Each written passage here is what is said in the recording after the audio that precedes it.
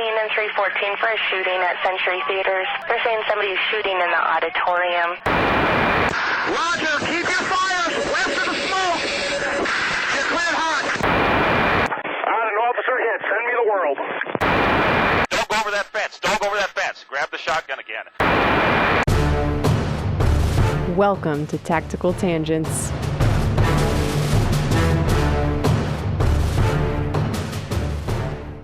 Welcome back to Tactical Tangents. This is Mike. This episode is brought to you by Ride-On Optics. Ride-On is bringing you high-quality glass at a great value. I use and trust their scopes, binoculars, and red dot sights, and you can too with their unconditional lifetime warranty. If you ever have a problem with their gear, they will replace it, not repair it. Finish up your next build and keep a little extra cash on hand for ammo so you can actually go out and shoot that thing. Find your next optic at rideonoptics.com.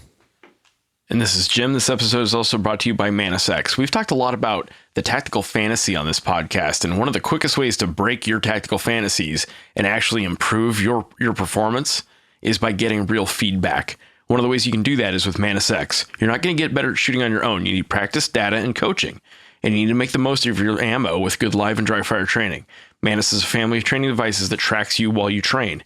It times and tracks everything you do in a drill and coaches you as you go. It is indispensable to taking your shooting to the next level. Go find them on manusx.com. I want to start out this episode by telling you a story about bad training. So there I was back in the day getting refresher training on law of armed conflict, right? So once a year, whatever the interval is, you have to sit down, and usually it's computer-based training. Sometimes it can be done in a classroom, and you learn about the laws of war, Geneva Conventions, the Hague Conventions, that kind of thing, right? And this particular class was being run by an Air Force lawyer, a JAG, Judge Advocate General. And they were explaining that you're not supposed to shoot a pilot who has bailed out of his airplane and is under a parachute. Right. And somebody raised their hand and said, well, what about like a paratrooper? What about like, Russian airborne forces, VDV or Spetsnaz, whatever. And he's like, yeah, you can't shoot them either. If they're under a parachute, you can't shoot them. And I'm like, I didn't go to law school, but that doesn't effing sound right. Like not even a little bit right. And what the learned attorney didn't understand was there is a provision in the Geneva Conventions for protecting people who are shipwrecked. So maybe they were on a battleship, but if the ship sinks and they're on a life raft, you're not supposed to shoot them, right? And protecting people who have bailed out of an airplane, like, they were in a jet fighter or a bomber and they jump out under a parachute. They're no longer in the fight, right? There's a big difference between that and shock troops who are coming to kill you. They are not out of the fight. They're very much in the fight, right? And you're absolutely allowed to shoot them, even if they're under a parachute. You might be like, but Jim, they're kind of defenseless hanging there under the parachute. And I will tell you, that's the best time to shoot them. Definitely shoot them. What do you suppose they're jumping out of the plane to land to do exactly? Exactly. They're coming to kill you. You're allowed to kill them right back. Right. They're not bailing out. They're bailing in. So that's just a little primer, little thought provoker about what bad training sounds like and how maybe bad training has gotten us down a bad path. And you see this a lot. This is a thing we talk a lot about on the episodes, is that this like tactical telephone game over the generations, things that were good rules explained well by smart people devolve over time and mutate and warp over time. And that's one of the reasons we do this podcast, is maybe let's explore the how and the why, and let's get into the nuance. So it's not so black or so white. And so we understand the context and the intent behind some of these rules. And one that I've seen a lot lately is in dealing with gunfights in general. What are we trying to accomplish? Am I shooting to kill? What does that mean? Are you shooting to stop the threat? Quote unquote, stop the threat. Are you shooting to deter? Are you shooting to gain space so that you can break contact and escape? Well, these are good questions. These are actually really important questions. What are we trying to do? That's a tactical question and a legal question and a moral question, an ethical question. These are good questions. And since it is largely a legal question, and because we don't want to go to jail, it is worth pointing out that I am not a lawyer, certainly not as smart as that JAG lawyer who was telling me that story. And Mike is not an attorney, and we don't represent attorneys. We are tacticians, right? Our job at the end of the day is to tell you about the best tactics, techniques, and procedures to help you navigate tricky situations. Now, some of this might help inform how you talk to your lawyer and how you explain yourself, should you ever have to explain yourself, but this is not legal advice, and you should always consider what your unique circumstances and legal guidance is in whatever jurisdiction you are in and whatever status you're in, whether you're military or law enforcement or a civilian doing personal defense stuff. Yeah, I have a hard time sometimes explaining this to people who just don't understand, because it's really hard to suss out what is just semantics. Like, do we just say, well, we don't shoot to kill, we shoot to stop the threat? Is that just to sound nice? Like, is it because it sounds better in front of a judge or a jury? And on some level, yeah, it is. Kinda. You are kind of playing on the words a little bit. But at the same time, there is some distinction to be made from a practical sense on what you're trying to accomplish. Yeah, and some of that is your intent, right? You're trying to explain what you're intending to do, which is a big deal, it turns out, when we're talking about legal stuff. And that's I think the goal of this episode is to help us understand the objectives when it comes to winning fights. Yeah. So this question, like, what are we trying to do, has come up in almost every shooting class I've ever taken, both in the military training and my civilian personal defense training when I go get concealed handgun licenses in whatever states I live in. And every instructor sounds confident and forceful in their answer, and every instructor says something different. That should stand out to us, right? So what the hell? Why can't we, as a cluster of shooting communities, get our story straight on this topic? Well, the answer is simple, sort of. The answer changes based on context, right? In most civilian personal defense contexts, I'm shooting to end the threat to my life and to get away from the threat. I'm not looking for a fight, but if I'm forced into a corner where I have to shoot, I'm shooting to stop the immediate threat and then break contact and get help. But what does stop the threat mean? It turns out often the most effective way to stop someone is to kill them. Yeah, and we have to, how bullets work, right? We have to kind of embrace that sometimes violence is the only answer in these kinds of situations. And there are circumstances where maybe you have time to stop what you're doing and reevaluate and reassess. But at the point that you decide to use lethal force, it's important that you've wrapped your head around what that means. If you are using a firearm, which is a deadly weapon, you have to have reached that minimum threshold of accepting a lethal outcome. Now, if anything falls short of lethal, then that's okay. But back to what Jim was saying about your intent, it doesn't change that you have to have met that criteria or met that threshold. And in terms of civilian personal defense stuff and law enforcement, they're actually pretty close. From most states' legal perspectives, even police officers, deadly force isn't a different category than what a private citizen would use in most cases. And usually that's like a self-defense scenario or defense of a third party, right? So a regular civilian bystander who sees someone having a gun pointed at them or something like that, if you were to engage that person, you would fall under the same justifications as a police officer.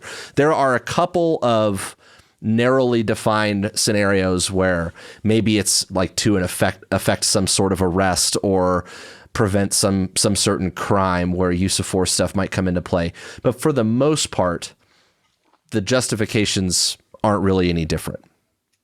So talking back to Jim's point about stopping the threat to my life or the threat to someone else's life, that still is kind of the overarching theme, right? And the discussion that we have to have is about the difference between the end state and the means, right?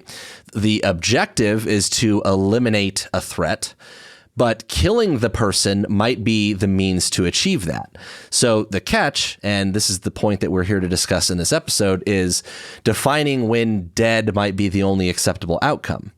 Because there are times, and time is actually a big component of this, where you have to look at, well, suddenly the situation has changed and you have to be responsive to changing circumstances, right? So that element of time is a big deal. There's a lot of times that people get shot and their behavior suddenly changes. They're like, oh my God, like they drop the knife, like, okay. They put their hands up, they surrender.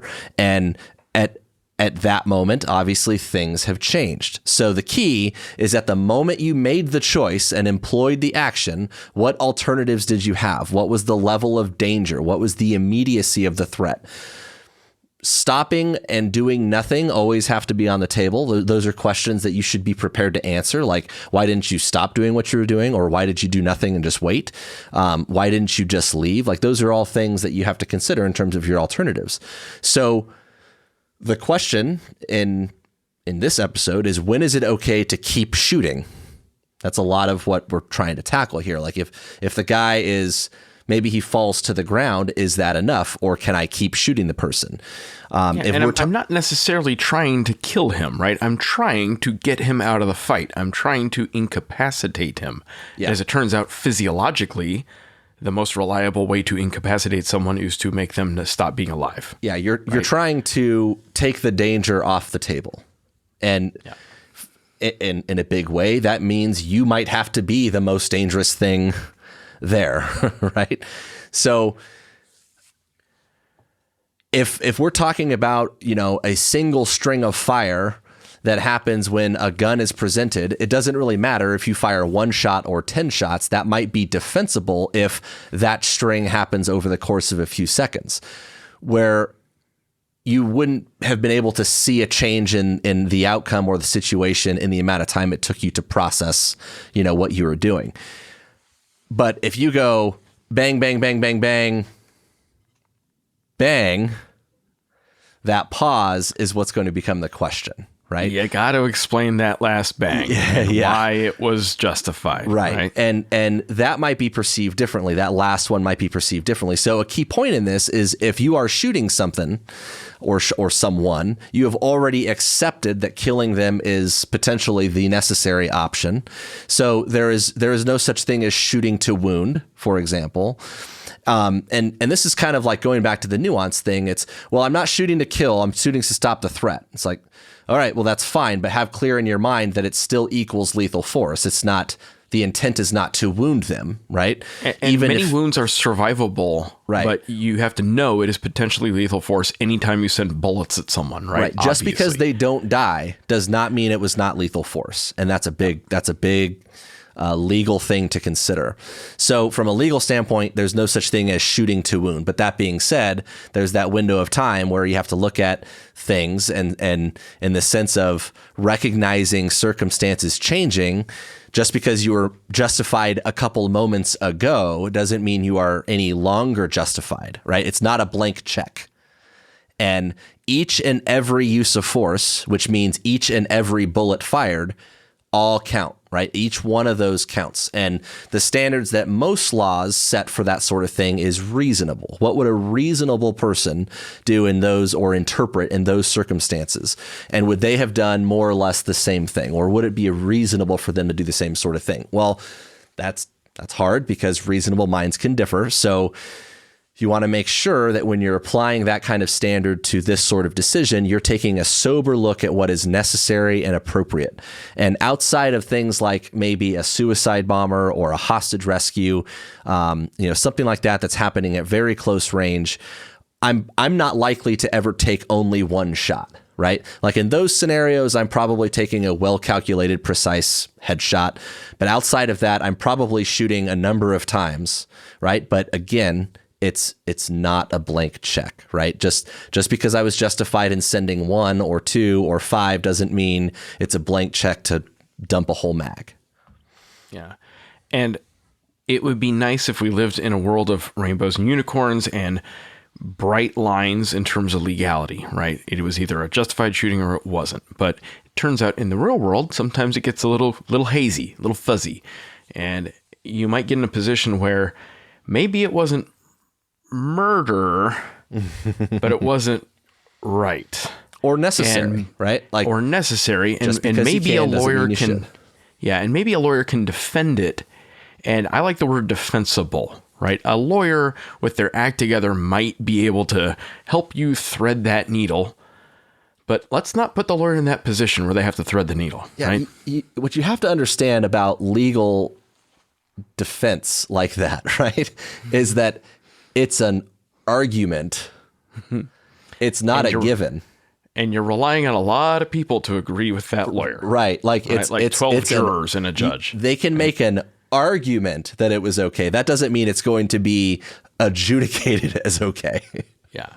So think about this in the context of defensible, right?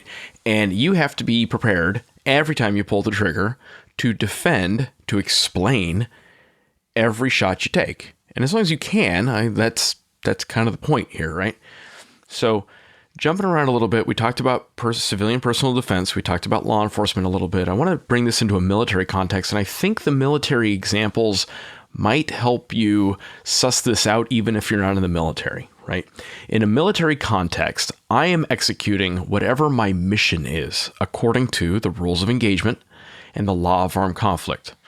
ROEs, rules of engagement, change, and they're usually classified based on, we don't want the bad guys knowing exactly where the threshold is at any given time. So we typically classify specific ROEs, but in general, the ROEs usually tell me that I have the right and the duty of self-defense once I have established hostile act or hostile intent.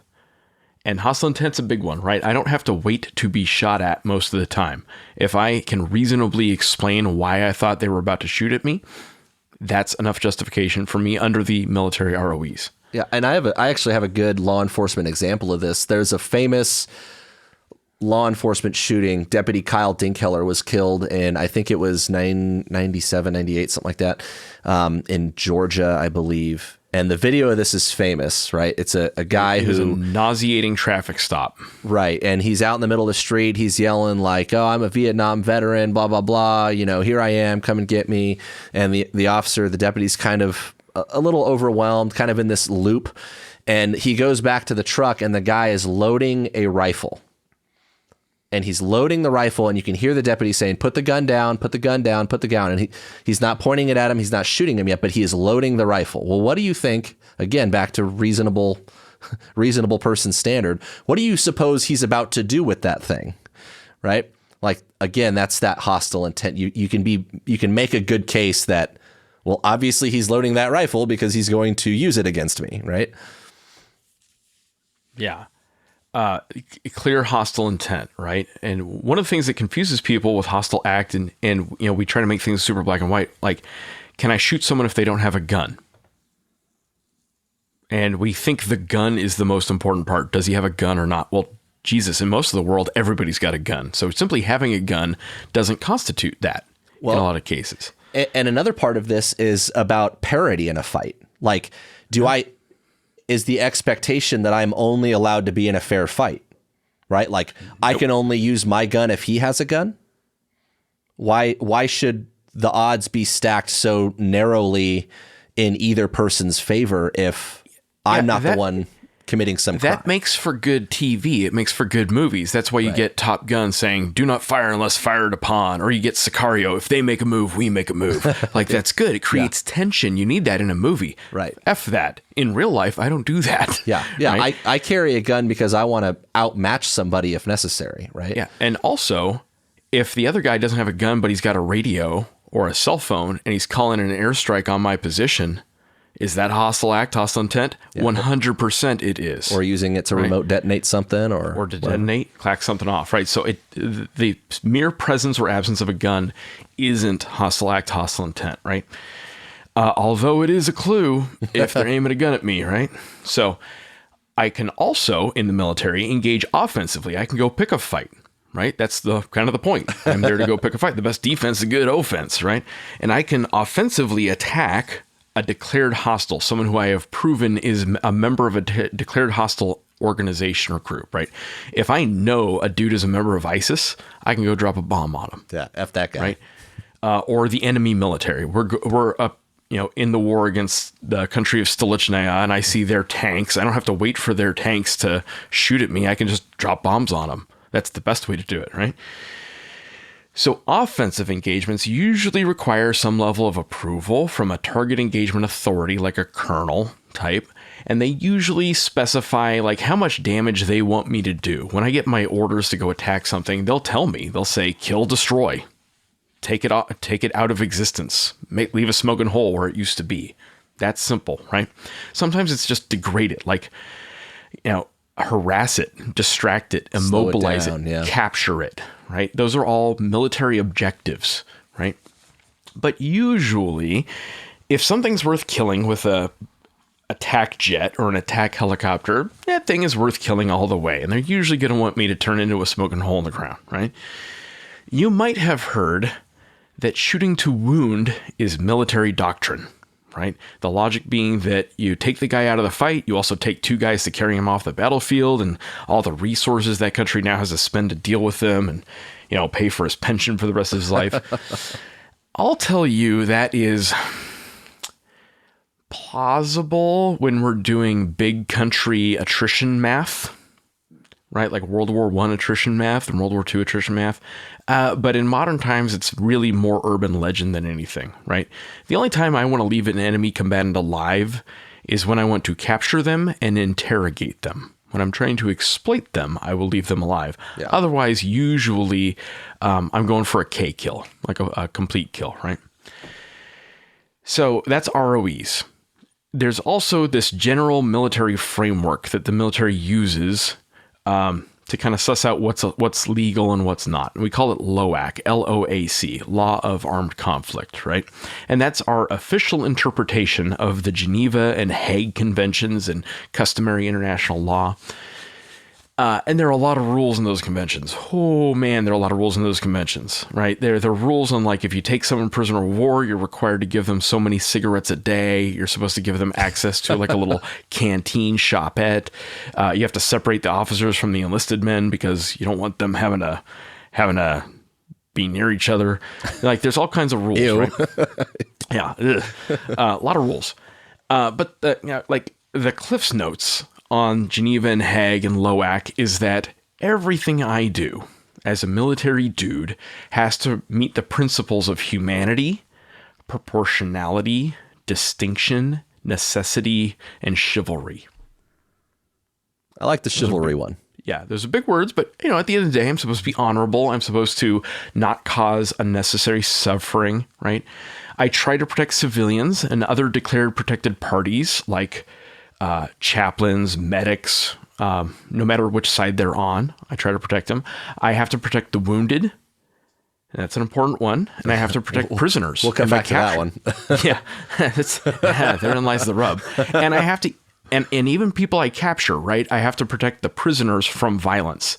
And I only do violence that has a military objective, right? It is to achieve a military goal. And I try not to cause unnecessary suffering, even to the people I'm performing violence against, right? I don't maim people for the sake of maiming them, right? So there's a lot buried in what I just said, right? And specific to this conversation, once someone is wounded, they are considered protected under the laws of war. And they are no longer legitimate military targets. Well, that's true. Fundamentally, asterisk with an asterisk. It's nuanced, right? There's a French term, because of course there's a French term, called hors de combat, H-O-R-S-D-E, combat, like hors de combat, or maybe hors de combat. I don't know. I don't speak French, but it's French for out of the fight, which is ironic. So, out of the fight. That's an important concept in laws of war and an important concept in what we're talking about here. Are they out of the fight or not? And am I, as a reasonable person, reasonably certain that they are out of the fight? So this is tricky. And like I said, there's nuance, there's details, there's granularity. We got to get down into the weeds. We got to climb up, pull apart the wickets, whatever analogy you want to use. But the point here is that just because a bad guy is down, as in horizontal, that doesn't mean he's out of the fight. Let me say that again. This is big. Just because a guy is horizontal doesn't mean he's out of the fight. Prone is a standard shooting position. I qualify in the prone shooting position, right? There are 3 factors that have to be true for someone to be considered in legal terms, in law of war terms, out of the fight or to combat. He has to be wounded. He has to be wounded so bad he can't protect himself, and he has to stop fighting. Right? He drops his gun, puts his hand up. If he has hands, he's got to do that.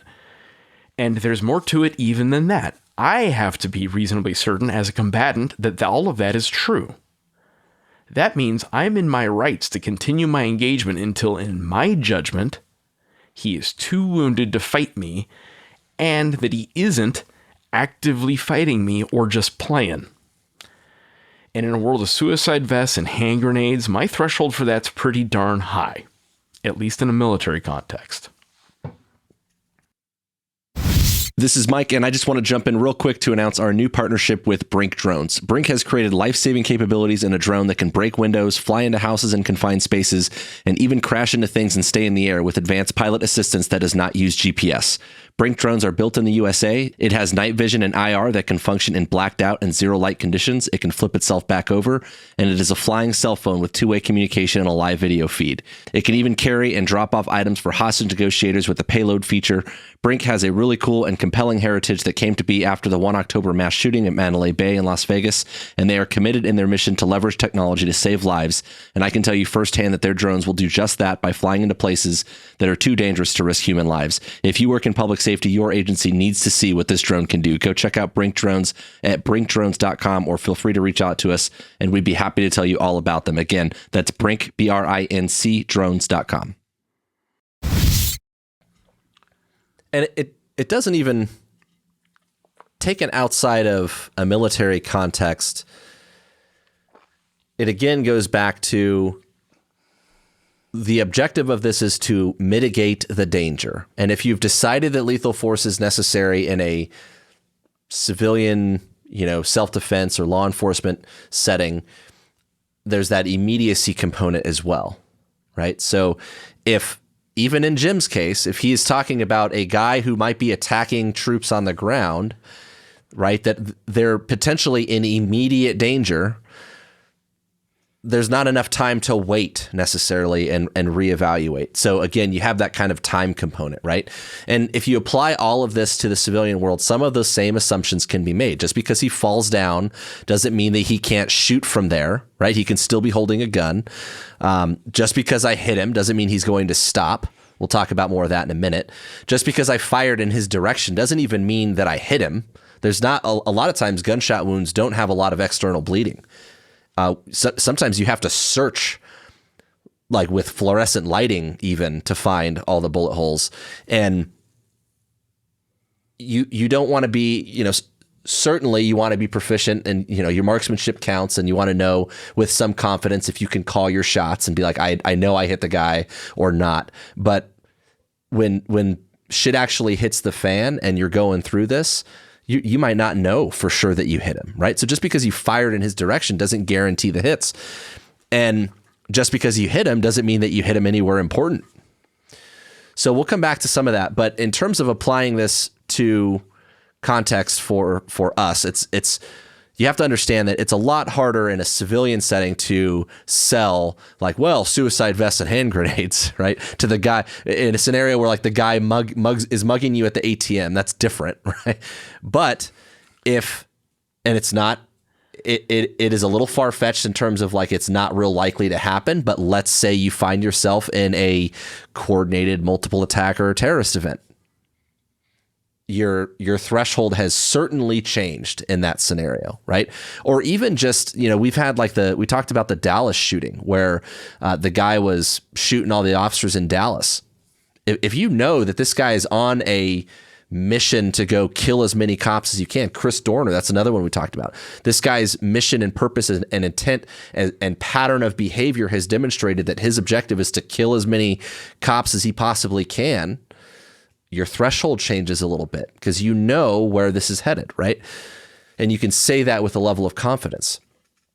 So we have to consider all those circumstances, and you have to tailor your decisions accordingly. And this is why it's that it depends thing. It's like Jim's parachute example, right? The existence of the parachute, just like the existence of a gun by itself, is not the determining factor. There's the context thing. And a lot of this has to do with intelligence. Like, what intel do you have? What information do you have about the situation? What do you know or can you assume about your attacker, right? Okay, this guy is demanding money. He's using a weapon to threaten and compel my compliance. Okay, that's kind of one level of understanding. Let's say it's someone who is high on drugs and acting crazy and is obviously in some kind of psychosis, like a mental health crisis. He's schizophrenic. He's off the rocker. He's off his meds. Can you sell perhaps an added level of danger, knowing that his state of mind is different and that he might not respond to basic use of force stuff the same way? Yeah, I think you can probably do that in a lot of cases. Not every case, but in a lot of cases. Again, since we are not lawyers and this isn't legal advice, I'll say that those questions are rhetorical, and I'm not telling you what to do, and we are not going to answer those questions, but it's something for you to think about. Let's say you're a domestic violence victim and you know the tendencies and the capabilities of your attacker and the history of your attacker.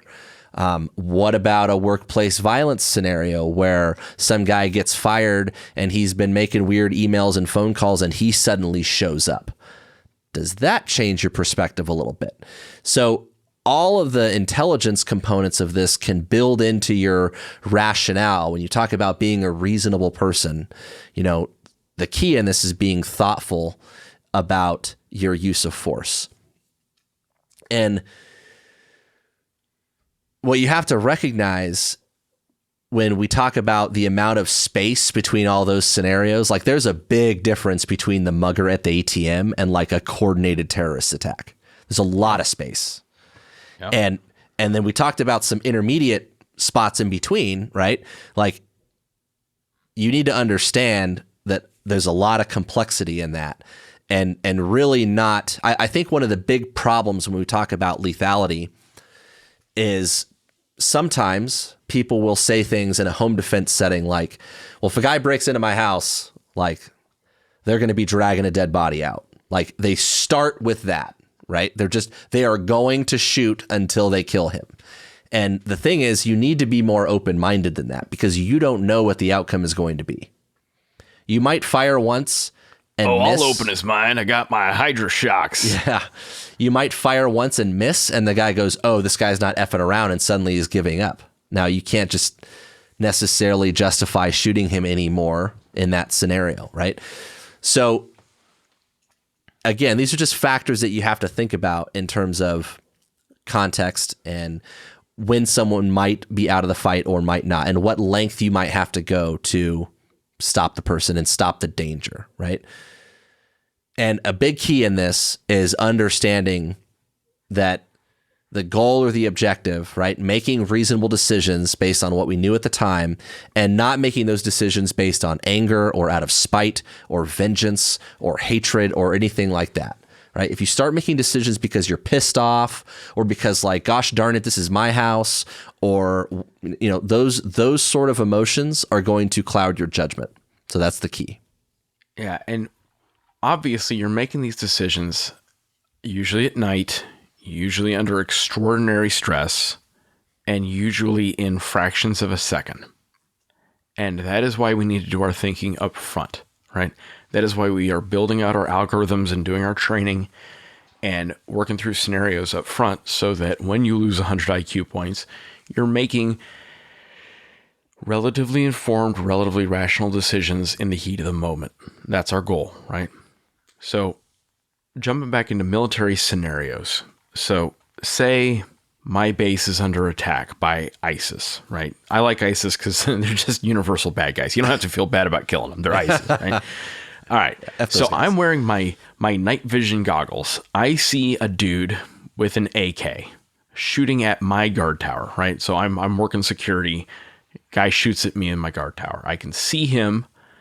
I take a shot at him, and because I'm awesome, I hit him. I know I hit him. I see him drop.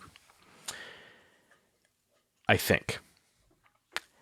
Am I supposed to stop shooting him? No. I'm going to keep shooting him until I'm reasonably certain he's too destroyed to set off an S-vest or pull the pin on a grenade or radio to his buddies where I am. I have to put him out of the fight. I'm going to do that with extreme prejudice. It's not even a question. I'm going to take him out. Right? Yeah, I think so. If your life depended on this decision or other people's lives depend on this decision, I think so is probably not good enough. If you've already reached that threshold, you're probably able to reach it with full commitment. Yeah, and especially in a context where I know for a fact they roll with suicide vests. I know for a fact that they will set a grenade under them. I know for a fact that they will play possum. I know all of those things in that context. Now, could I apply that same logic to a Walmart parking lot in Albuquerque?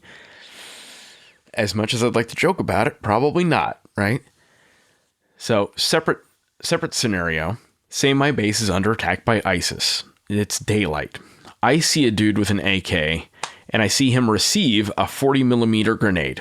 Goes high explosive, detonates, pop, right?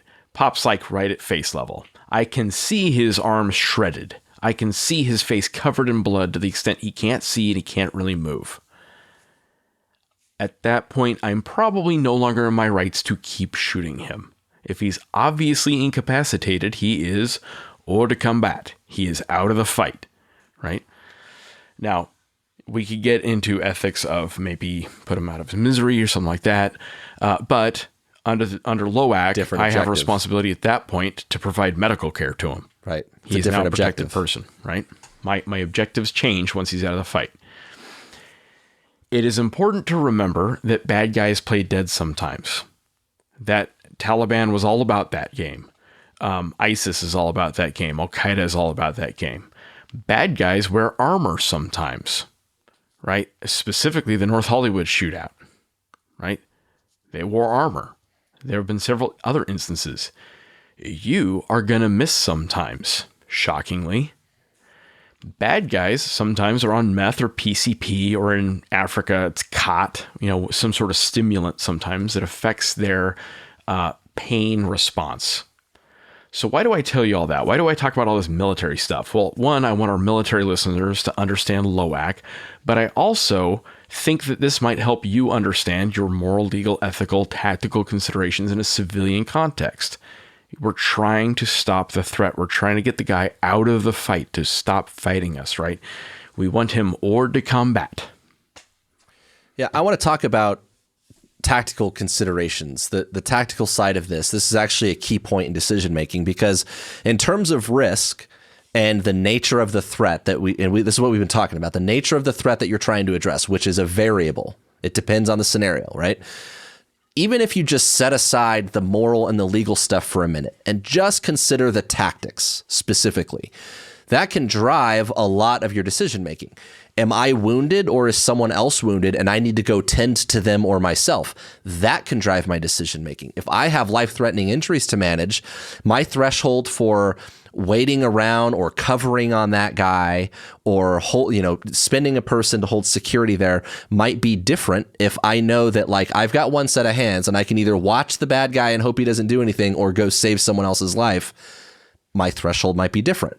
Yeah, and Mike brought up a couple times, what about a multiple attacker scenario? And I think one of the key things about that, so I drop a guy and I'm about to turn my back on him to go engage the next guy, right?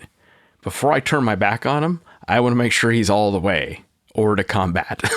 Yeah. Yeah, and it's a good point. Like, is the guy's family or his buddies with him? Mm-hmm. And are they getting angry or hostile? That can be a big factor. Do I have any cover available, or am I standing out in the open exposed?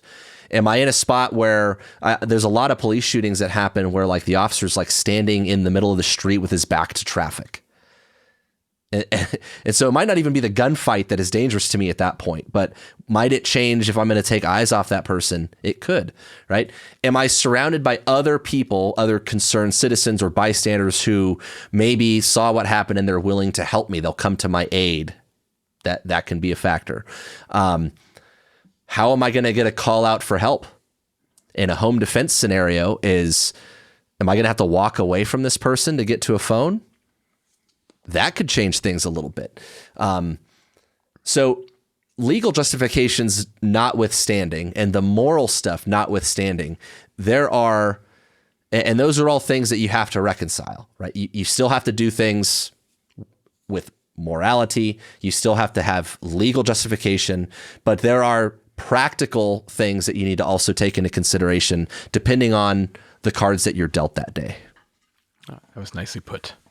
So if I am shooting someone, I'm trying to stop them, right? I'm trying to stop the threat. And the only way to assure that when I'm using bullets, which is typically the context that we're talking about here, right? I'm shooting to incapacitate, to render them out of the fight. Well, how do we achieve incapacitation? Well, there's kind of two basic ways, right? I can either switch off his nervous system or I drop his blood pressure until he can no longer stay conscious. That's it. That's the physiology that is shooting people. That is thermoballistics, right? The Army shooting manuals call those mechanisms, those physiological responses, switches and timers. Given what we know about bullets and how bullets move inside of humans, whether you're using a .22 long rifle or a 500-pound bomb, you are trying to put a piece of metal through an anatomical structure the adversary can't live without. The list of structures that's true for is actually pretty short, right? It's the brain, the spinal column, the heart, the aorta, which is a blood vessel directly attached to the heart, the liver, some of the major arteries, and that's like it. There are a couple different ways we could describe that. I've heard one, a grapefruit on a rebar. Like if you're trying to visualize what that looks like, that's pretty close. A 3x5 card over the guy's face.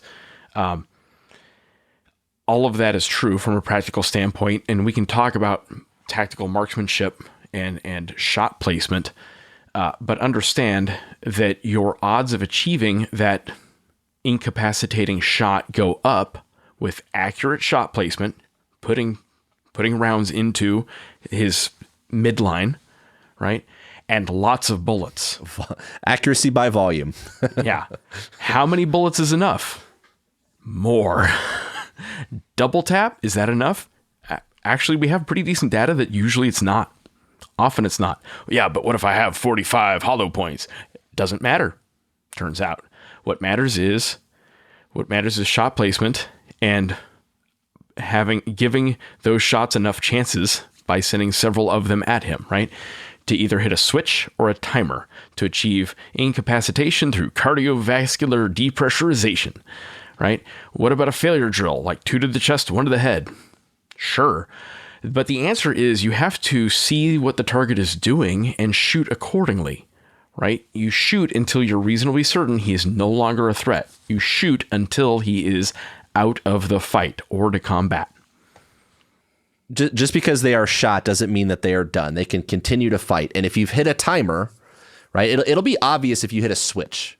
If you sever a spinal cord or they're, you shoot them in the face and you get immediate incapacitation, it'll be clear. And we've had a couple shootings in our, in my circle where the first round hit the guy and he fell faster than they can even perceive a sight picture for a second shot. The guy was just on the ground. It was just that quick.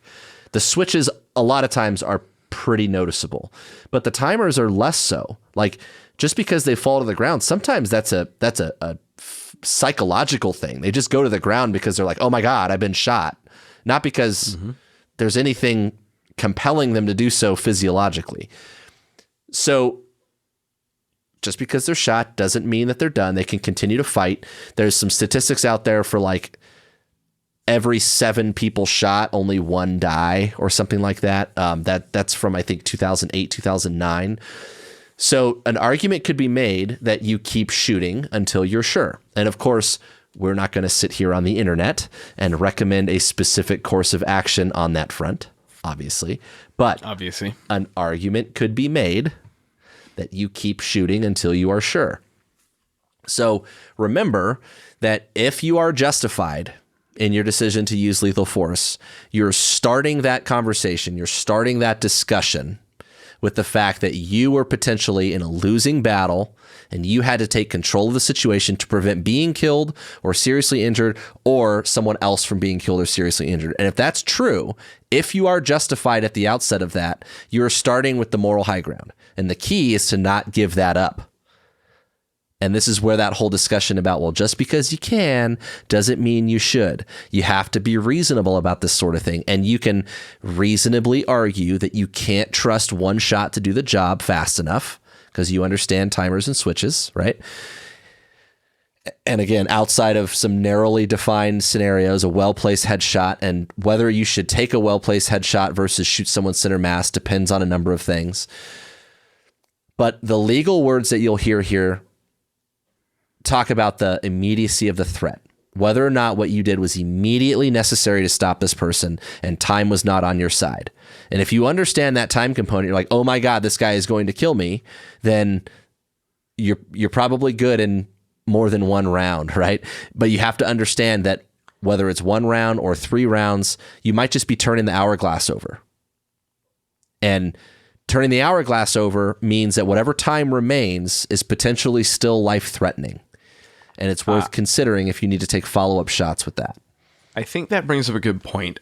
A surprisingly common question that the general population has after a major police shooting is, well, why didn't you just shoot him in the leg?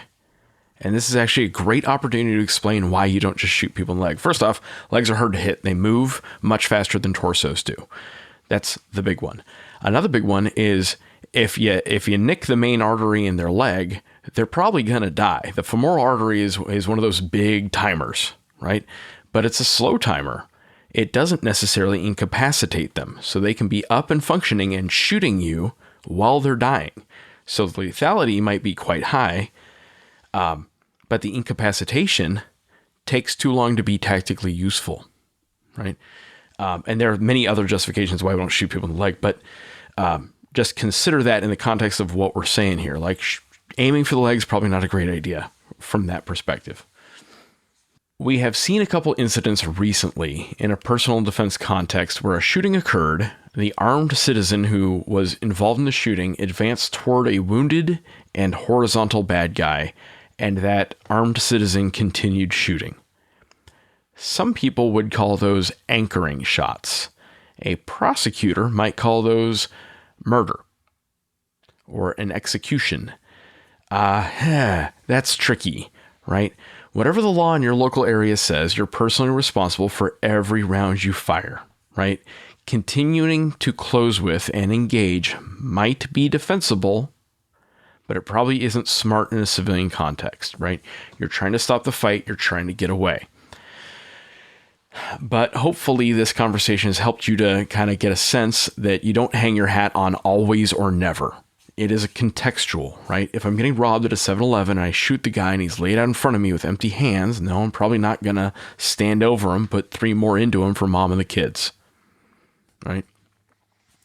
If I'm on the receiving end of a complex terrorist attack, bombs, multiple shooters, AKs, whatever, and I have any reason to think that I'm dealing with IEDs or grenades, or that I'm going to have to turn my back on this guy and engage the next guy, I don't think many people would hold it against you if you rendered the bad guy incapable of clacking something off. And maybe that is that extra bang at the end, right? But remember, at that point, we're talking about the unicorn scenario, especially when we talk about civilian concealed carry, right?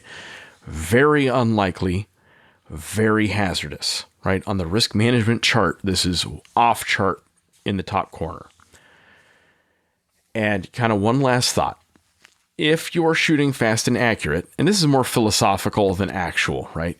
But if you're shooting fast and accurate, your anchoring rounds should be inside your target before he hits the floor, right? You're trying to put as many rounds into anatomical structures that he can't function without as you can, as fast as you can. That is how you achieve immediate incapacitation. And that's what you're shooting for, because you're trying to stop the threat. You're trying to take him out of the fight, or, as we learned tonight, hors de combat. Oui, oui, oh. My final thought on this is just to reiterate that we've been talking for 45, 50 minutes about lethal force and justifications. And what you need to understand is that we are two dudes on the internet, and that is, we have not cracked that nut for you in this conversation. We've given you some food for thought to understand how complex these decisions can be, and importantly, how complex they will be judged, or with how much complexity they will be looked at and scrutinized. So don't think that you got it all figured out here. Don't take one of our little examples that we discussed here and just run with it and hang your hat on it, because first of all, if you go to court with that, they're gonna be like, oh, Mike and Jim told you what? Like, who's Mike and Jim? That it's not gonna get you anything, right? We're not attorneys or any of that, but understand that this is why we talk so much about critical thinking on the show, is because really, like, putting the rounds on target is the easy part. Like, okay, draw and shoot, I can handle that much. It's all the stuff that leads up to that decision, right? So be considerate about those things and do the work to get ready for it. That's all I got. Be smart out there, be safe out there, and be thoughtful. Like, do your thinking before you're in the fight, right? Once you're in the fight, you're not going to have time to sit there and be like, oh, I wonder what Jim said about the what does the Geneva Convention say about this 7-Eleven situation? Geneva Convention doesn't say shit about the 7-Eleven. Your Honor, scenario, I'd like to ask for a brief recess so we can review that episode 130 something on Tactical Tangents. Yeah. But maybe, hopefully this kind of gets you a sense, right, of this is in the gray area where, what are we really trying to accomplish? How do we accomplish that in practical terms? And what does that mean? What it really means is you are delivering potentially lethal force. You're potentially taking a life. And wrap your head around that ahead of time. You need to be sure about what you're doing, and you need to be humble about how much you don't know. That's all I got. Be safe. All right, guys, that's all we got for tonight. This episode is brought to you by Drip Drop. Drip Drop Oral Rehydration Solution is an electrolyte powder that you mix with water. It was formulated by a doctor for quick absorption. I work in the desert, and it only takes a few hours in the heat, wearing body armor, carrying around a bunch of gear before I start feeling like crap and fall behind the curve in dehydration. Drip Drop keeps you in the fight so you can finish the mission and rehab for the next one. Go get you some at dripdrop.com or on Amazon, or ask your supply guy to find it for you. This episode is also brought to you by Dry Fire Mag.